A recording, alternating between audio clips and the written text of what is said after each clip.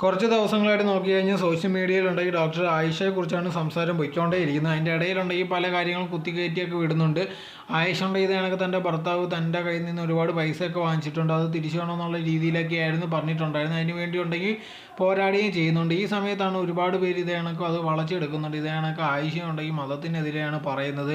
ഈ മതത്തിലുണ്ടെങ്കിൽ 2-3 പേരെ കല്യാണം കഴിക്കാൻ പറ്റുന്നുണ്ടല്ലോ, അതുകൊണ്ട് തന്നെ അതിനെതിരെ ഓരോരോ കാര്യങ്ങൾ പറയുന്നുണ്ടെന്നുള്ള രീതിയിലൊക്കെ വളച്ച് തിരിച്ച് കൊണ്ടുപോകുന്നുണ്ടായിരുന്നു.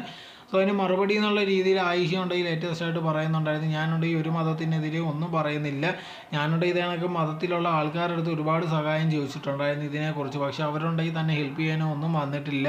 അതിനെക്കുറിച്ചുള്ളൊരു കാര്യം മാത്രമേ താൻ പറഞ്ഞിട്ടുള്ളൂ, അതല്ലാതെ മതത്തെക്കുറിച്ചുള്ള ഒരു കാര്യവും പറഞ്ഞിട്ടില്ല. തനിക്കുണ്ടെങ്കിൽ തൻ്റെ പൈസ തിരിച്ചു കിട്ടണം എന്നുള്ള രീതിയിലായിരുന്നു ആയിഷ പറഞ്ഞിട്ടുണ്ടായിരുന്നു. ഇപ്പം നമ്മൾ നോക്കി കഴിഞ്ഞാൽ ഏതൊരു ഇഷ്യൂ ആയിരുന്നാലും ശരി, രണ്ട് സൈഡിലോട്ടായിരിക്കും കൊണ്ടുവന്ന്.